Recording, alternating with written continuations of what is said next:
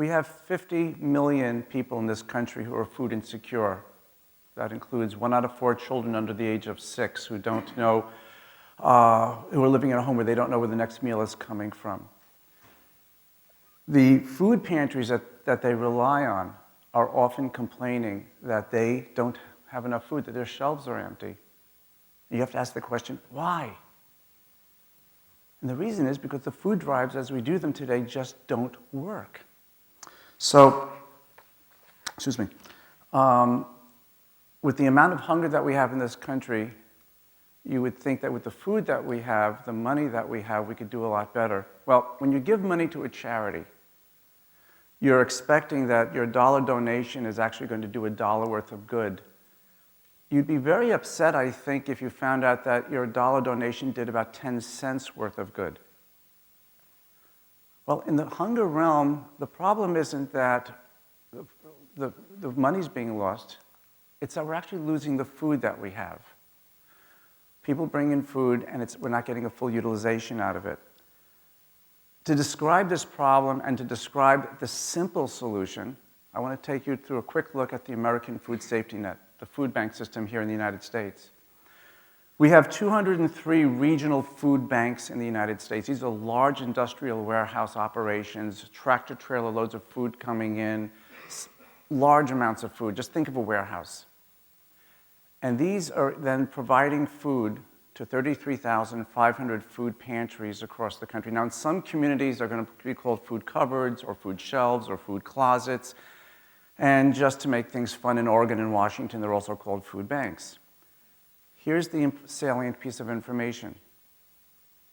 These food pantries are able to buy food from the regional food bank at 10 cents on the dollar.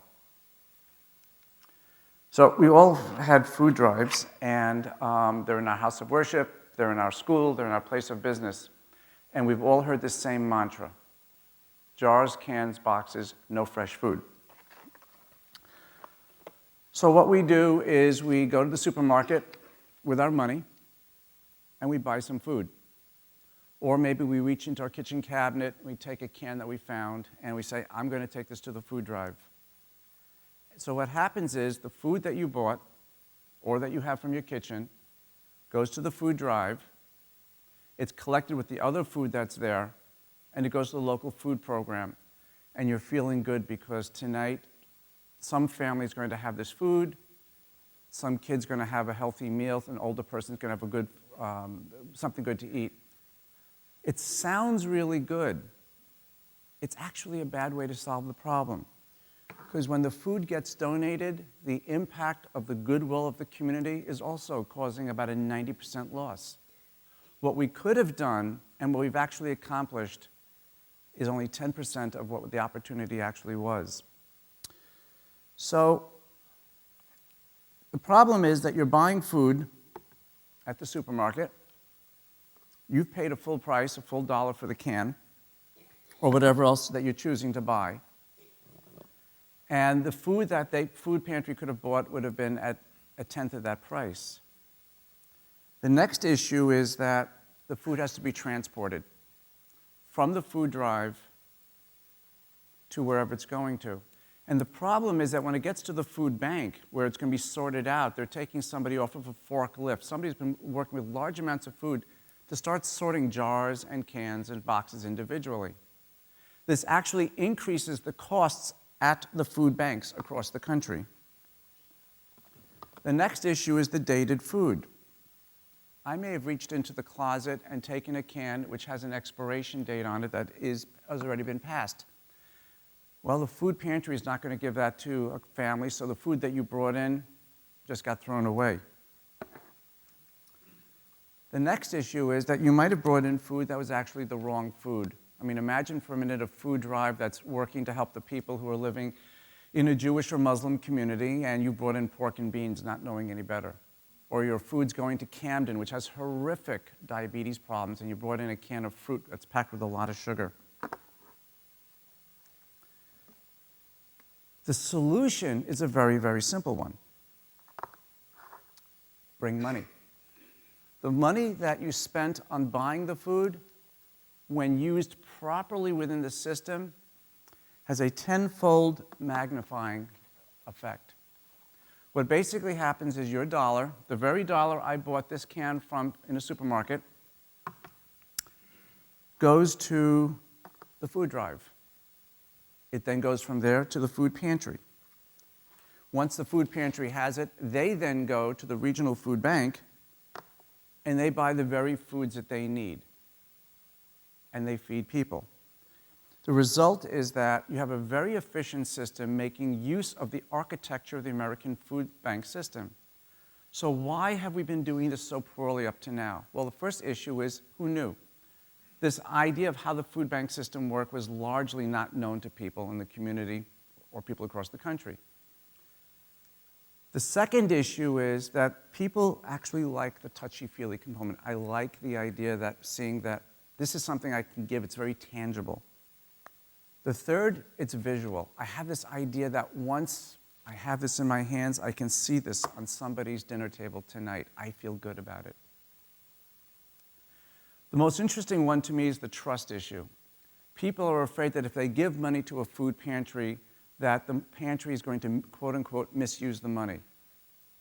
They're going to use it to pay salary. They're going to use it to pay the electric bill. They're going to use it to buy gasoline to run the vehicles that move the cars around. Well, first of all, the pantry can't operate without the staff and without the electricity and without the gas. But the other thing, and this has bothered me immensely, is when Haiti occurred, when Katrina occurred, and the Red Cross says we needed help, nobody said, wait, I'm going to run into my closet, grab an old blanket, and mail it to the Red Cross. We went online, we made donations, we mailed checks, we trusted an organization we're not going to see to make the best use of the money to help people we're not going to be ever meeting. But the food pantry that's in our own community, maybe just down the street from us that we can see, and the food pantry that's actually helping our own neighbors in need, we're not trusting. So instead of giving them the money that they can make the most use of, we're giving them food, and we're really degrading the system significantly. So the food that we've been bringing in is the bad way to deal with a food drive. And we need to get away from this jars, cans, boxes, no fresh food thing. The food pantries are asking for the food because they're afraid you're not going to give them money. My argument is the time has come to say, if there's a food drive, I'm giving the money. Whatever money I would have spent on the food, whatever money I spent on the food, put that in an envelope and give it to the food drive. The dollar bill is the solution to this particular problem. You have the choice of donating the can that you bought for $1, or you have the choice of using the dollar to get 10 cans of food. You have the choice of using the dollar to feed one family, or you have the choice of using that dollar to feed 10 families. This may actually have you feeling good. There's the tangible component. I think this is going to have you doing a lot better for the community as a whole and for the country. This is a simple solution, and it's something that any of us can do next time there's a food drive. Simply walk up and say, here's my money. How can I help? Thank you.